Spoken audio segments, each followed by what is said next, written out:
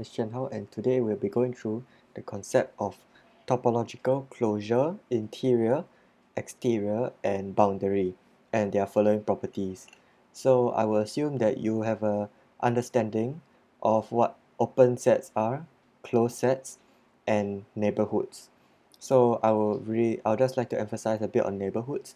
The definition of neighborhood here is the neighborhood of a point P in a topological space X is a subset that contains P such that there exists at least one open set U that is sandwiched between P and V. In other words, U contains P and U is contained in V. Note that the neighborhood need not be the open set itself, but it could be the open set itself. So yeah, the neighborhood can be open or closed, or yeah. So, and also this definition of neighborhood depends from book to book. So in this presentation, I will be using this definition of neighborhood. So here's the definition of closure, interior, exterior, and boundary. Throughout the video, I'll be drawing some pictures to help you better understand this.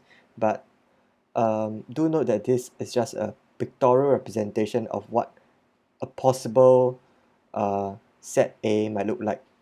It's not representative of all sets A. So I'll just give you a quick counter example. So over here we see a set A, which is the region inside this enclosed this block over here, and it's a very nice pictorial representation if you want to represent the interior of A, the boundary of A, and the exterior of A, as you can see here. But this is not does not represent what I'm trying to say is that not all sets A can be represented so nicely. So an example would be the topological space, which is the real numbers, with the usual topology of the open sets. So the topology is A and B, the usual topology, and then we have, let's say A is the rational numbers.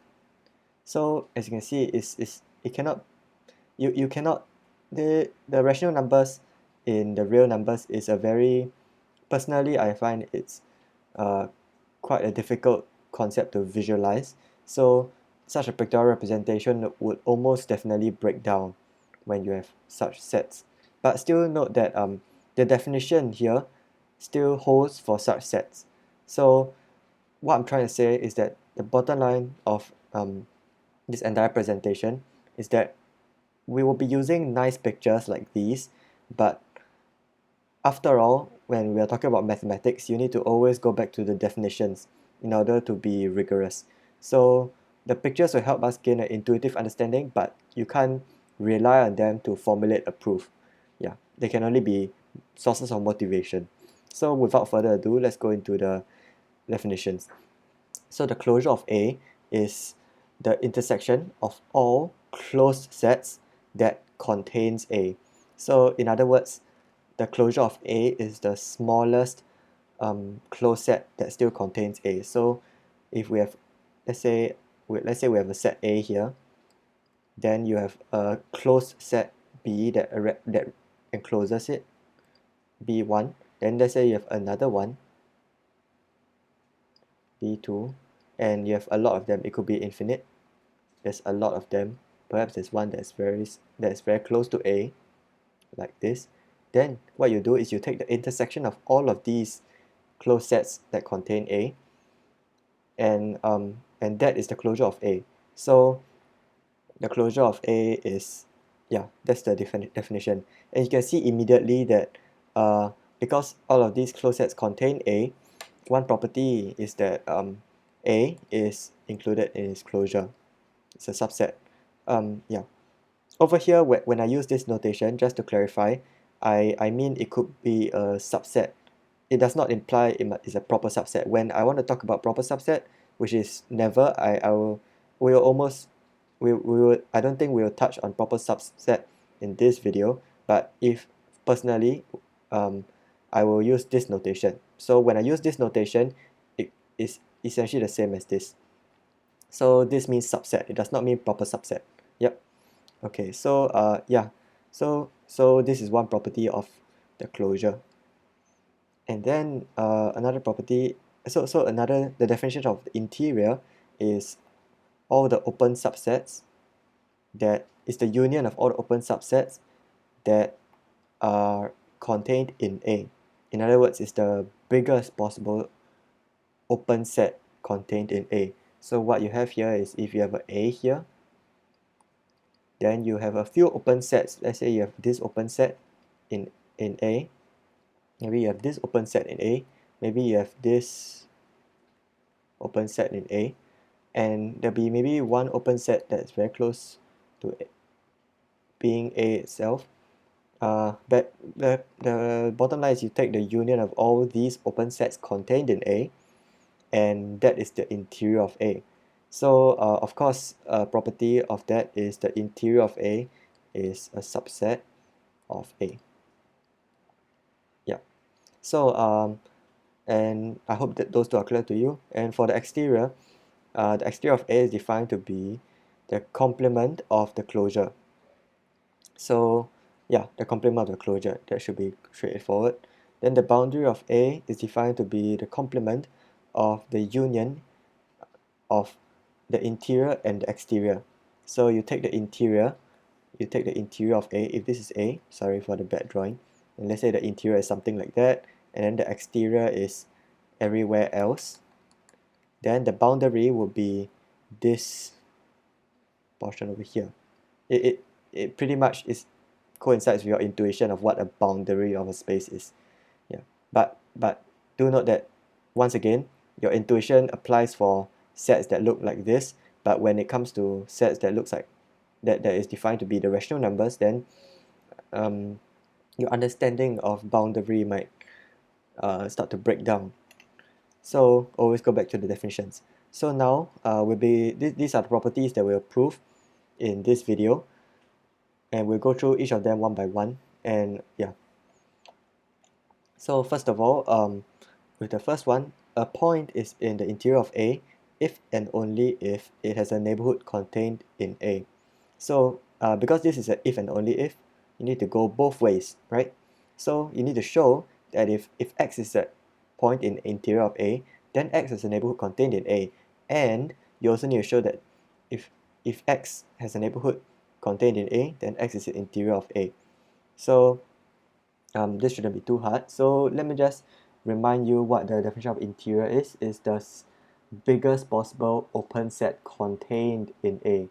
So there's two criteria over here. One is open, and then another is that is contained in A, to be included in the union.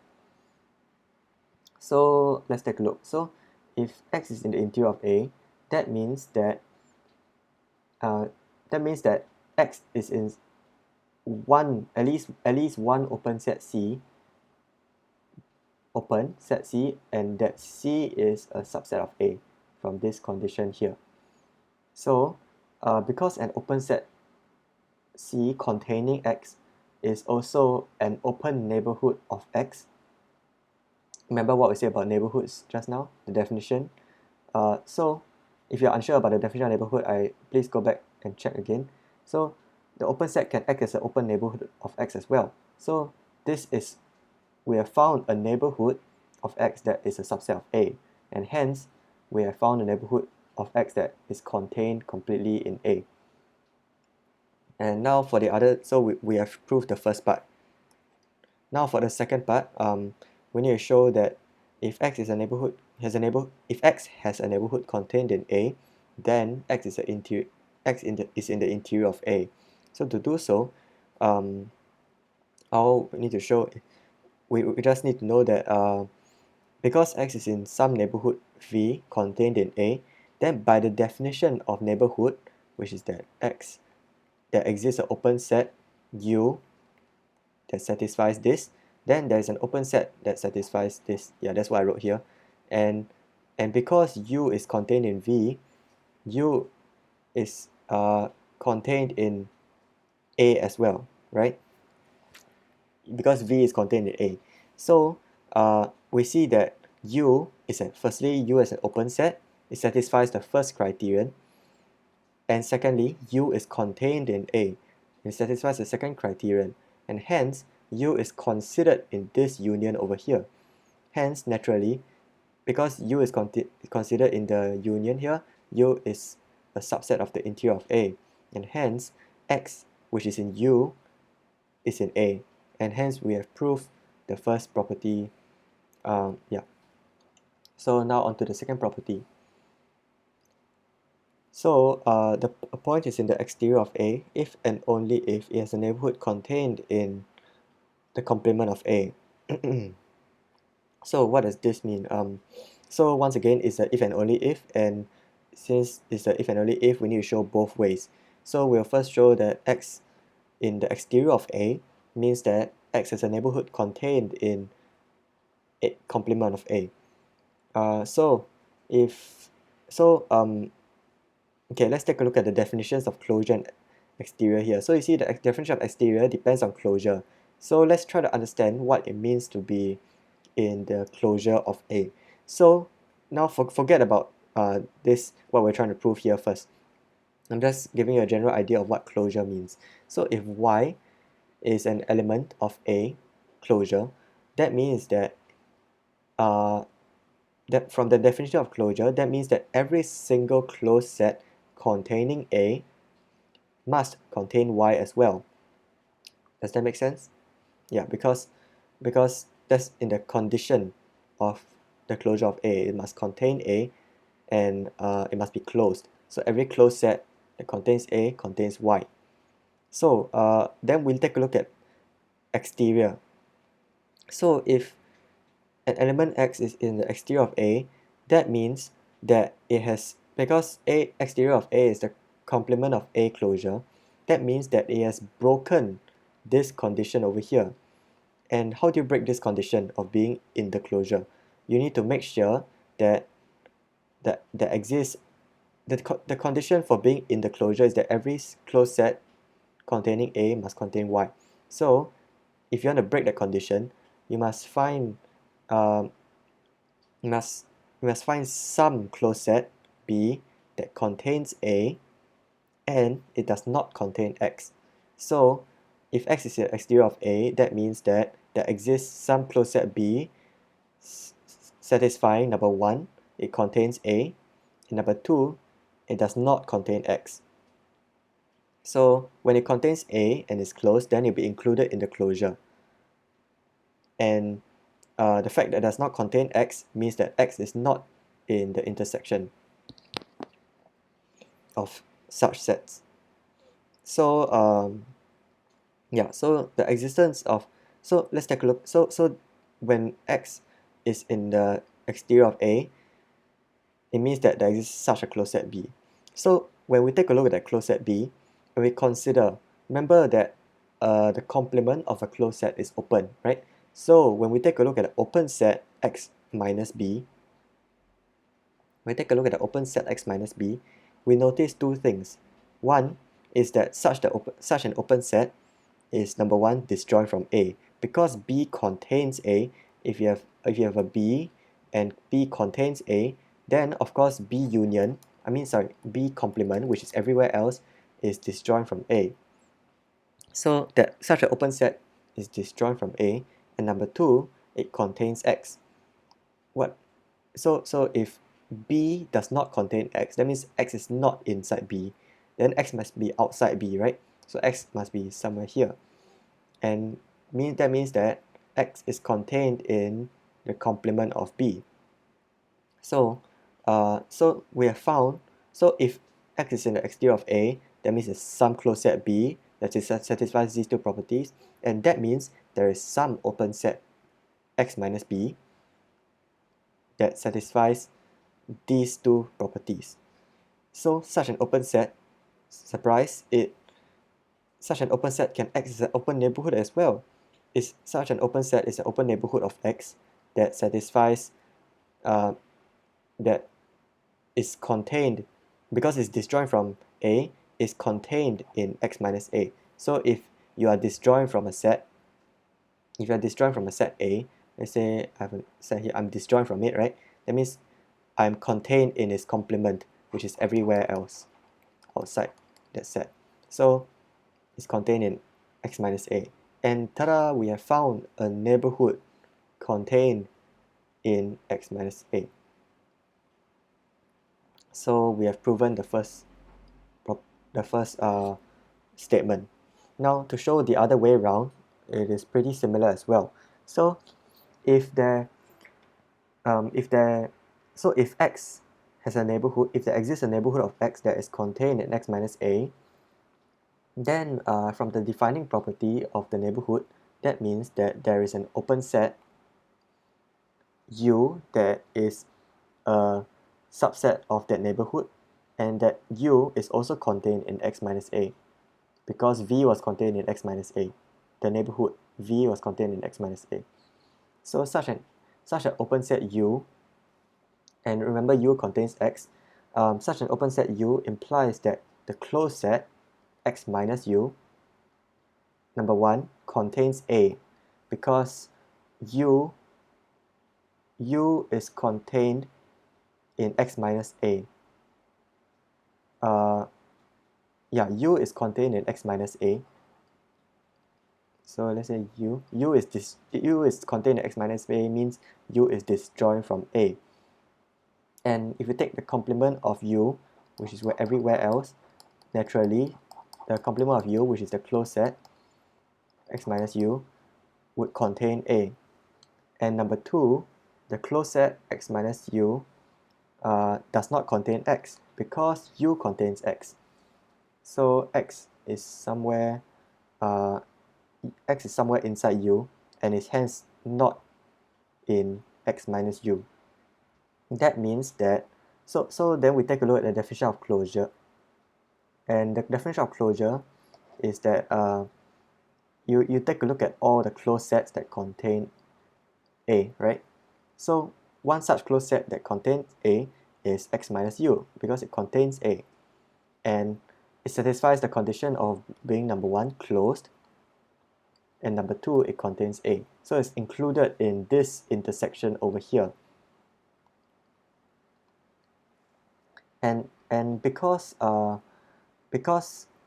when you have an intersection, you are only making it smaller. So if x minus U does not contain x, there is no way for the intersection of x minus U with some other set to contain x. So this is x minus U, and these are some other sets that you perhaps intersect. And because x minus U does not contain x is probably somewhere else, or maybe it's here, there's no way for the intersection to include x. That means that the intersection here, which is the closure of A, does not contain x. And that would mean that because the closure does not contain x, the complement of the closure, which is the exterior of A, hence contains x. And we have shown that x is inside the exterior of A. So now we have proved the second property, and we'll move on to the third property.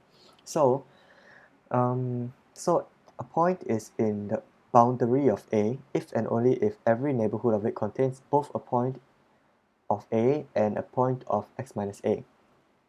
So here's a reminder of the definition of boundary. So we will make use of the previous two properties. So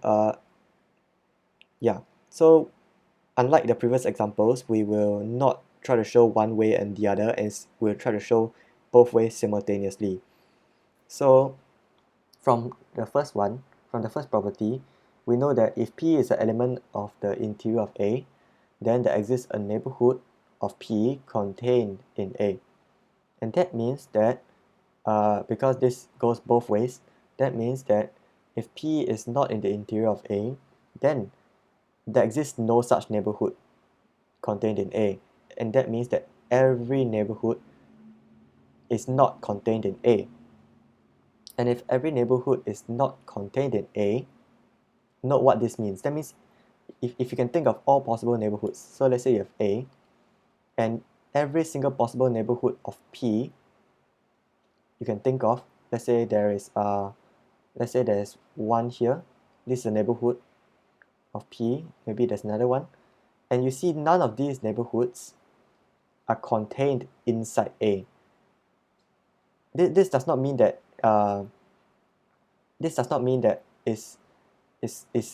necessarily disjoint from A. This is just saying it's not entirely contained in A. So what does not being entirely contained in A mean? That means that every single neighborhood contains a point, at least one point outside A. So for example, for this neighborhood, there is this point outside A, this neighborhood has this point, this neighborhood has this point, and a lot of other points as well, of course. But you just need one point to break the condition, you just need one point to guarantee that the neighborhood is not entirely contained inside A. So that means every neighborhood contains a point in X minus A. And yeah, so if P is not in the interior of A, that means every neighborhood contains a point in X minus A. And you can see where we're going with this. And similarly, from the property 2, number 2, from B, if P is in the exterior of A, that means there exists a neighborhood contained in X minus A. So if P is not in the exterior of A, that means that every neighborhood is not contained in X minus A. That means that every neighborhood contains a point inside A, similar to the above argument. So what we have here is, take note, we have P not inside A implies contains a point in X minus A, and P not inside exterior of A implies that every neighborhood contains a point in A. So if if P is inside the boundary of A, we are now ready to prove this statement, this statement. So if P is in the boundary of A, that means that P is not inside interior of A or exterior of A, because it is a complement here. And this is N. That means it must satisfy both this and this. And because it must satisfy both, that means that every neighborhood contains a point in X minus A, and every neighborhood contains a point in A. And that is exactly what we're trying to say here. Contains both a point in A and X minus A. So with that, we have proved number 3 with the help of A and B. So now for number 4, we will use proof by contradiction. So number 4, D states that a point is in the closure of A if and only if every neighborhood of the point contains a point in A. So here is what the closure of A is defined to be. So this is if and only if, so we'll show both ways. So this one way and this is another way. So we show if that. So first we show that if X is in the closure of A, then every neighborhood of X contains at least one point in A. So let's use proof by contradiction here. So assume that X is in the closure of A, and there exists some neighborhood of X that is disjoint from A, because we are trying to break this condition here, that every neighborhood of X contains a point in A. So that means the opposite of that would be there exists some neighborhood. You just need one neighborhood to break the condition of every. So there exists some neighborhood of X that is disjoint. Disjoint means it does not contain a point in A. So this is what we assume. So then that means because there exists some neighborhood, and from the definition of neighborhood, we know that there is an open set contained in the neighborhood, and that open set contains X as well. Now, because the neighborhood V was disjoint from A, the open set U, which is contained in V, is the open set U is also clearly disjoint from A. Now, remember U is open, so if we take the complement of U, we get a closed set. And because U was disjoint from A, the closed set, which is X minus U, completely contains A. And because U contained X, the closed set X minus U does not contain X. So this means that if we take a look at the closure of A, so closure of A is defined to be the intersection of some sets, and the intersection of the sets we're looking for is number one, they must be closed, and number two, they must contain A. So you see, the set X minus U here is number one is closed, and number two, it contains A. So it's included in this intersection over here. And since this closed set X minus U does not contain X, when you intersect with other sets, clearly the intersection will not contain X as well. And that means that the closure does not contain X. But wait a minute, in the initial line, in the initial assumption, we assume that X contains A closure, and hence we have reached a contradiction, and the only way that this can be resolved is that this assumption exists some neighborhood v of X is false, and that means that when X is an element of the closure of A, then every single neighborhood contains a point in A, and we have proved one direction. So now we want to show the other direction. Let's see how we can go about doing it. So we also use proof by contradiction. So if every neighborhood of X contains a point in A, then we need to show that X is in the closure of A. So let's assume that every neighborhood of X contains a point in A, and X is not part of A closure. And because X is not part of A closure, so if we take a look at the definition once again, that means that so what we have here is so in the definition of closure, we have a bunch of sets B. All these are B, maybe B1, B2, and B3.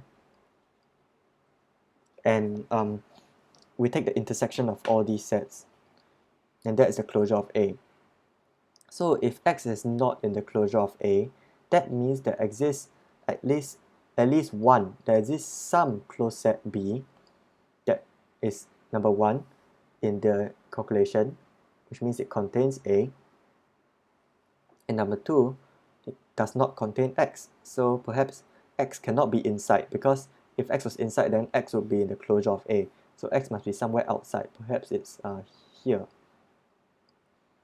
So X is not in the closure of A means there exists some closed set B that contains A and is closed and does not contain X.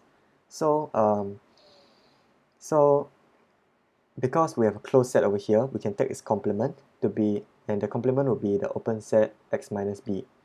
And because B contained A, X minus B is disjoint from A. And because B contained X, because B did not contain X, X minus B contains X. So this open set contains X. So this open set can act as an open neighborhood of X. And this open neighborhood of X does not contain a point in A because it is disjoint from A. And that is a contradiction because initially we stated that every neighborhood of X contains a point in A. And hence, we have managed to prove it by contradiction. So if every neighborhood of X contains a point in A, then X must be in the closure of A.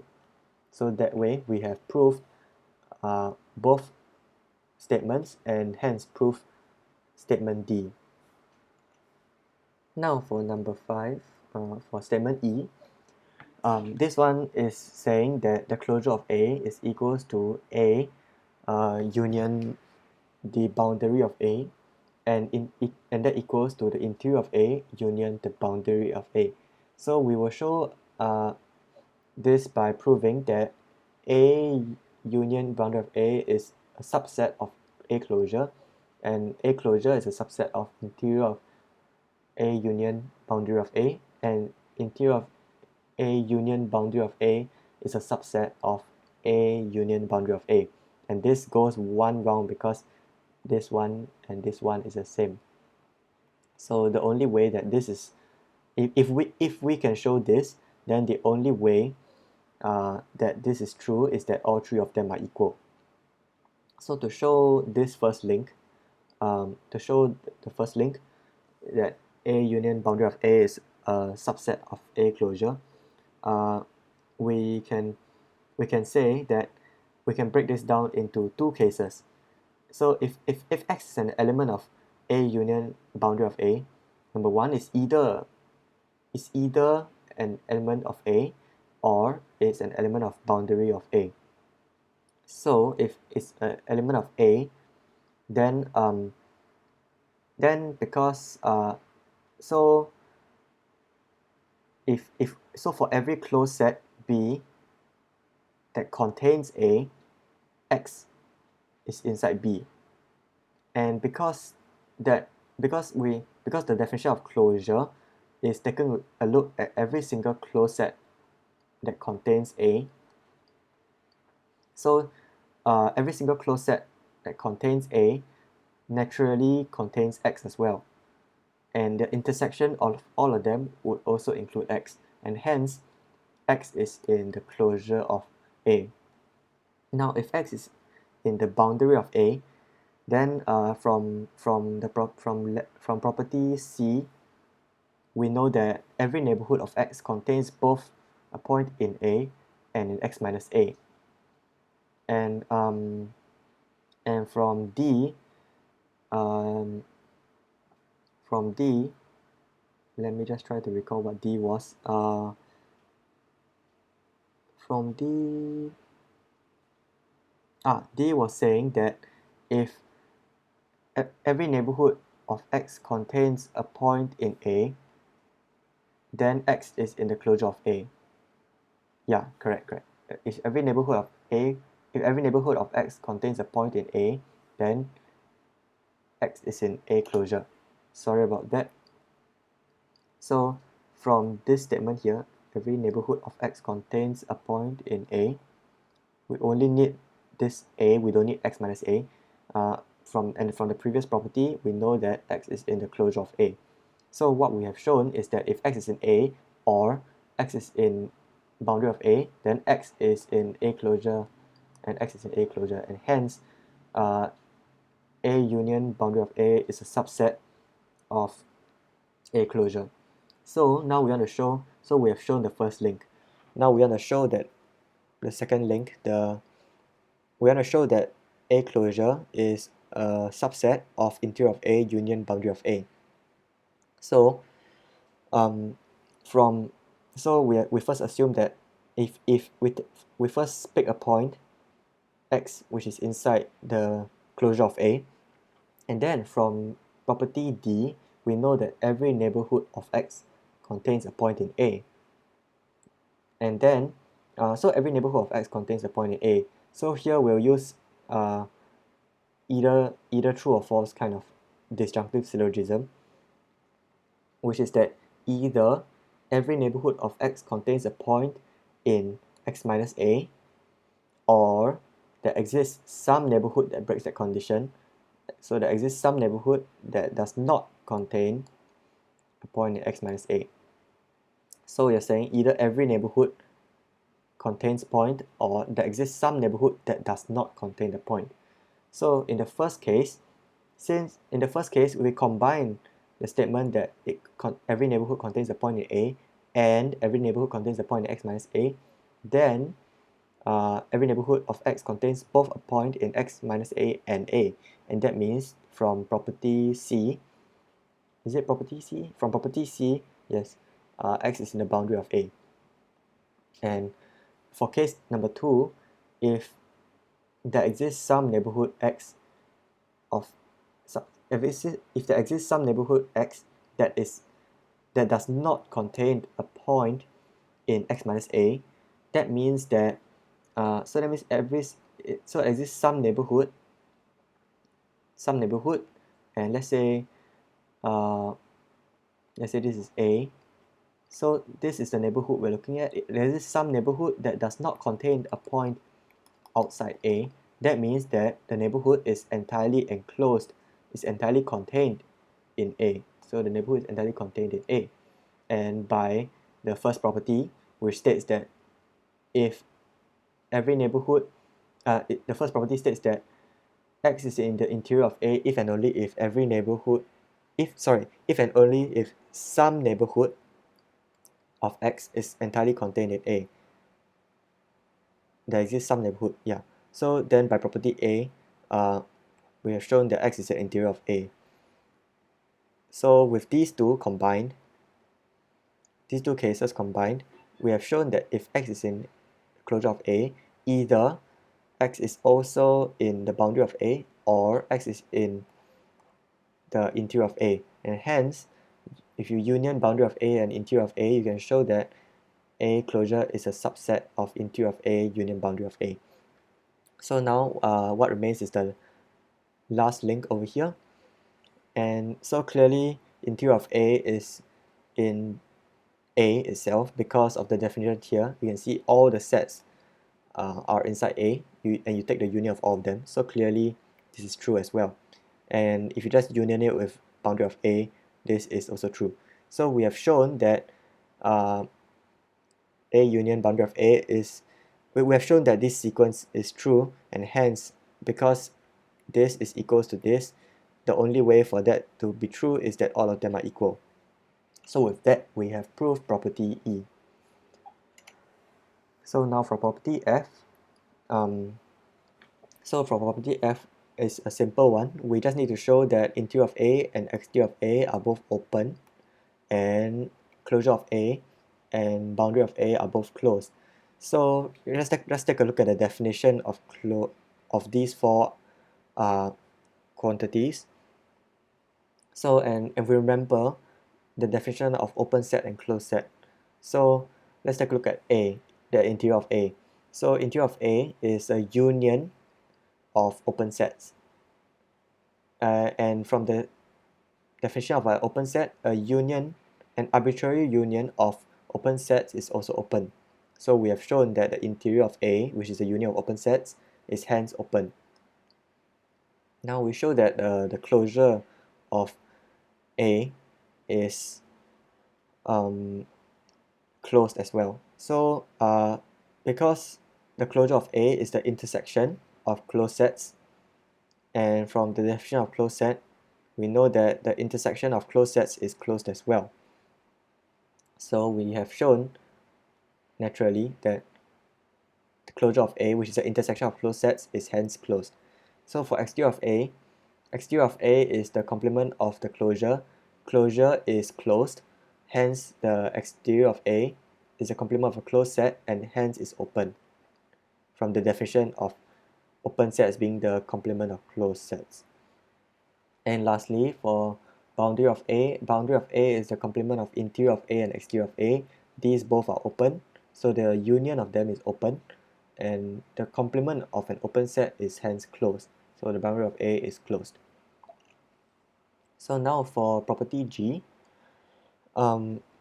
this one is quite a long one because we need to show that four statements are equivalent. So the four statements are: A is open in X, A is equals to the interior of A contains none of its boundary points, and every point of A has a neighborhood contained in A. So if we label this 1, 2, 3, and 4, we'll be tackling it by showing 1 is equivalent to 2, 2 is equivalent to 3, and 2 is equivalent to 4. So to show 1 is equivalent to 2, we need to show 1 implies 2 and 2 implies 1. So to show 1 implies 2, we note that if A is open, then from the definition of interior, A is included in the union here, and hence A is a subset of the interior. So what I'm trying to say here is that A is open, right? And A satisfies this condition, and A is also a subset of A. So it satisfies these two conditions and is included in the union. So if you take a union of a bunch of things, it can only get bigger, right? So So yeah, so naturally A is in the interior of A. So because, and also previously we noted that interior of A is inside A itself, which should be obvious from the definition. So naturally A is equals to the interior of A, and that implies, and that means that if A is open, then A is equals to the interior of A, and we have proved 1 implies 2. Now to show 2 implies 1 is even simpler, because A is equals to interior of A, and interior of A we have shown in the previous problem is open, so naturally A is open. So we have shown that 1 implies 2 and 2 implies 1. Now to show 3 implies 2, let's take a look at what 3 means. 3 is saying that A contains none of its boundary points. So okay, so that means if A contains none of its boundary points, that means A is disjoint from the boundary of A. So for every element x in A, x is not inside the boundary of A. That's what number 3 is saying. That's what statement 3 is saying. So with that, yeah, so with that, so if x is not in the boundary of A, then by property C says that if x is in the boundary of A, that implies that every neighborhood of x contains both points in x minus A and A. That's what property C says. And so if x is not inside the boundary of A, that means there must be some condition that breaks that. There must be some neighborhood that breaks that condition. So that means there's some neighborhood of x that does not contain both points in A and x minus A. And because every neighborhood of x contains x, right? Yeah, so because every neighborhood of x contains x, and x is inside A, that means that every neighborhood of x definitely contains points of A, because it contains x itself. So that would mean that that means that does not, the condition that does not sorry, my pen is lagging. Yeah, so the condition that does not contain points in A, my pen is being a bit wonky here. The condition here cannot possibly be satisfied by any neighborhood. So the only condition left for it to break is that the some neighborhood does not contain a point in x minus A. So okay, I'll try to fix my pen. So that means, so if x is not in the boundary of A, that means that some neighborhood of x does not contain a point of x minus A. And because of that, so okay, so because sorry, the pen is really bugging me. Just let me try to fix it.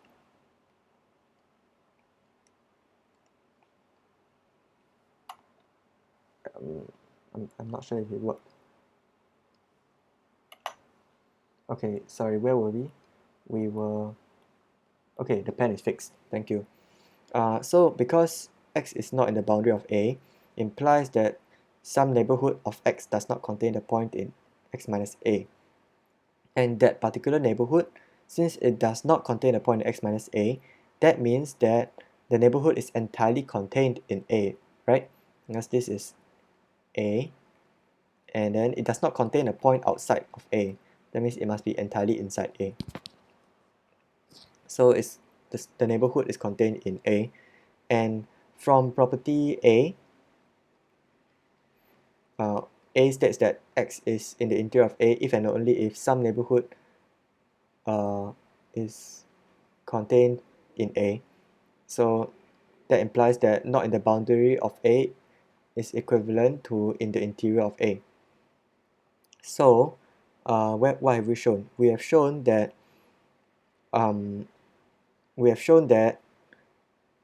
for every x in A, by statement number 3, which is does not contain its boundary points, by statement number 3, which is does not contain its boundary points, x must be in the interior of A. So if x is in A, that means if x is in A and along with statement number 3, then x is in the interior of A, which means that A is in the interior of A.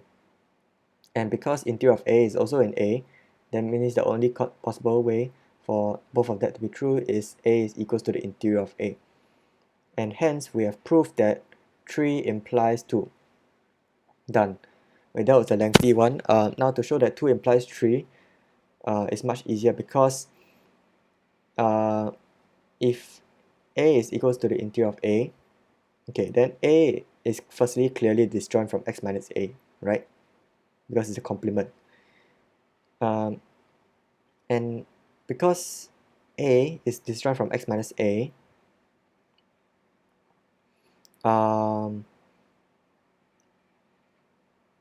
A is disjoint from wait, A is disjoint from x minus A. Okay, the notation here was, sorry. So A is disjoint from x minus A, and so if A is disjoint from x minus A, sorry for repeating myself, if A is disjoint from x minus A, then any subset of x minus A, would you agree that any subset of x minus A is also disjoint from A? Yes, right? So boundary of A, which is equals to x minus interior of A union exterior of A, and by property number 2, interior of A equals to A, so x minus A union exterior of A, and because you just added a union here, so A union x A is clearly a superset of A. So you take the complement, x minus A union exterior of A is hence a subset of x minus A. So what we have shown here is that boundary of A equals to this by definition, and this equals to this by the property number 2. And lastly, we have shown that this is a subset of this because this is true. So boundary of A is a subset of x minus A. And because A is disjoint from x minus A, any subset of x minus A, the shaded region is x minus A, any subset of this shaded region is also clearly disjoint from A. And hence A is disjoint from the boundary of A, because boundary of A is a subset of x minus A. Makes sense. So we have shown that A is disjoint from boundary of A, and that means that A contains none of its boundary points. So we have shown that 2 implies 3. Now to show that 2 implies 4, if A is equals to the interior of A, that means for to show that every point in A has a neighborhood contained in A, we take a look at an element of A. An element of A is also an element of interior of A, and by property A, by the first property, which says that if x is in the interior of A, if and only if there exists some neighborhood around x that is entirely contained in A.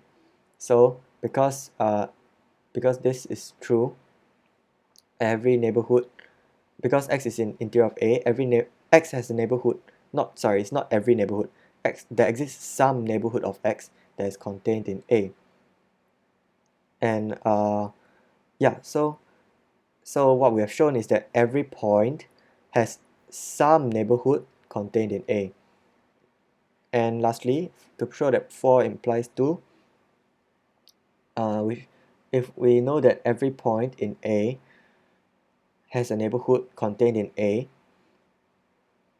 then that implies that by property A, we just need to use the converse.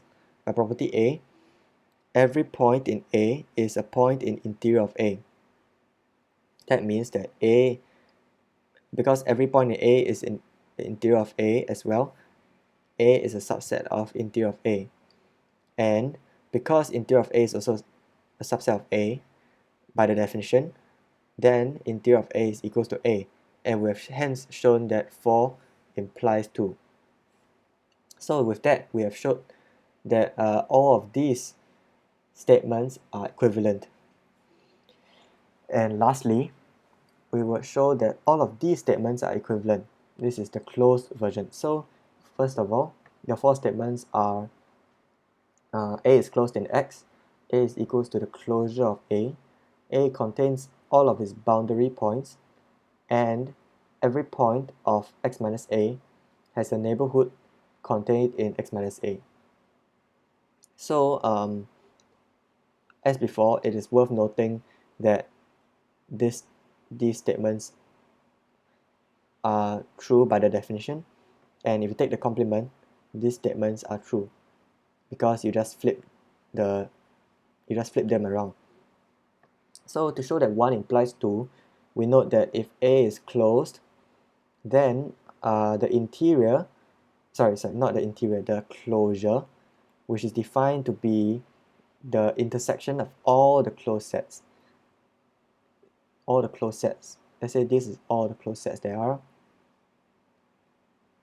and the intersection is here. So if A is closed itself, A is included in this intersection.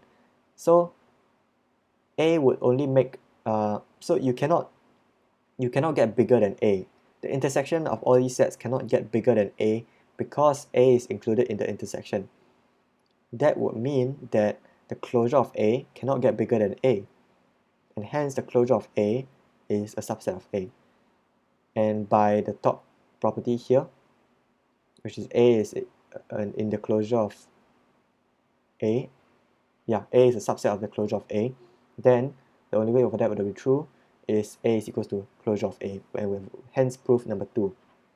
Now to show that 2 implies 1, similarly to the previous slide, we just need to note that A closure is closed, and hence A equals to A closure, and hence A is closed. So to show that 3 implies 2, number 3 says that A contains all its boundary points. We first note that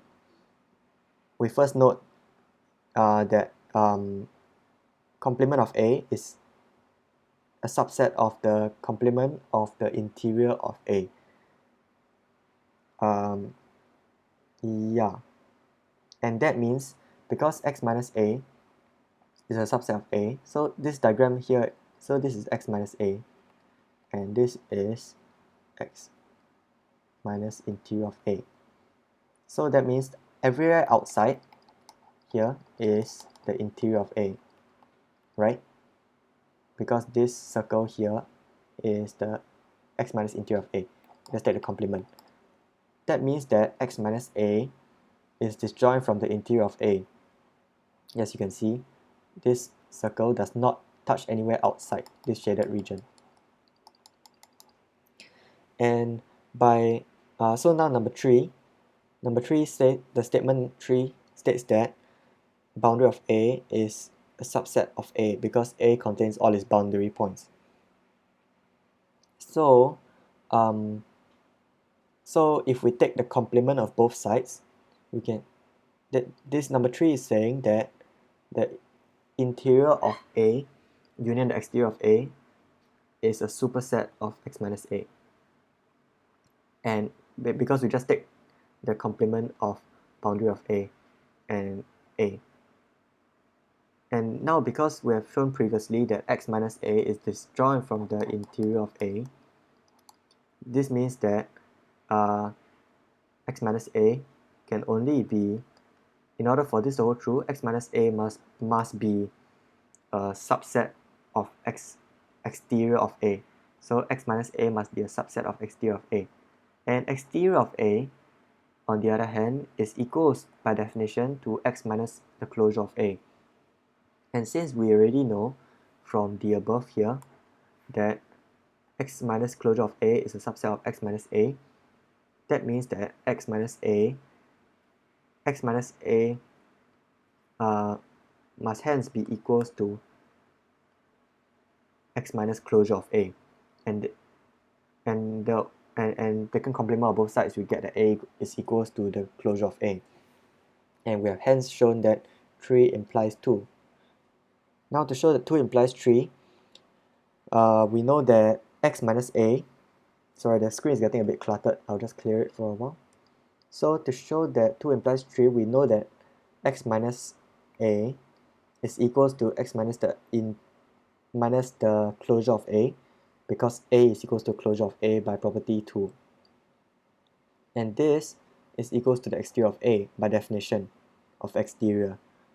So clearly, if we just add in a union here, we just add in the interior of A union together with the exterior of A, x minus A is a subset of this. And taking complement of both sides, we know that the boundary of A is hence a subset of A. So now to show, and we have now shown that 2 implies 3. So now to show that 2 implies 4, we can note that every point in x minus, so we have property, we have 2 established, which is that A is equals to the closure of A. So every point in x minus A is equals to, so every point in x minus A, and x minus A is equals to x minus closure of A, which is equals to exterior of A. So every point in the exterior of A by property B contains, every point in exterior of A by property B has a neighborhood contained in x minus A. So what do we have here? Exterior of A is equals to x minus A. So every point in x minus A is contained in every point in x minus A has a neighborhood contained in x minus A, naturally. So we have now proved that 2 implies 4, because that is what 4 was saying, that every point in x minus A has a neighborhood contained in x minus A. And now to show that 4 implies 2, we just see that if every point in x minus A has a neighborhood in x minus A, then by property B, every point in x minus A is in exterior of A. And hence, x minus A is a subset of the exterior of A. And the exterior of A is equals to x minus the closure of A. So, in the end, we get that x minus A is a subset of the x minus closure of A.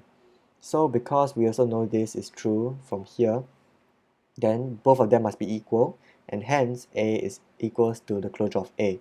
Now, since it's the end of the presentation, I just want to say that there's another way to prove to prove that 4 is equivalent to 1, because if we just take a look at the previous slide, we note that here we said that A is open implies that every point of A has a neighborhood contained in A. If we just take the complement,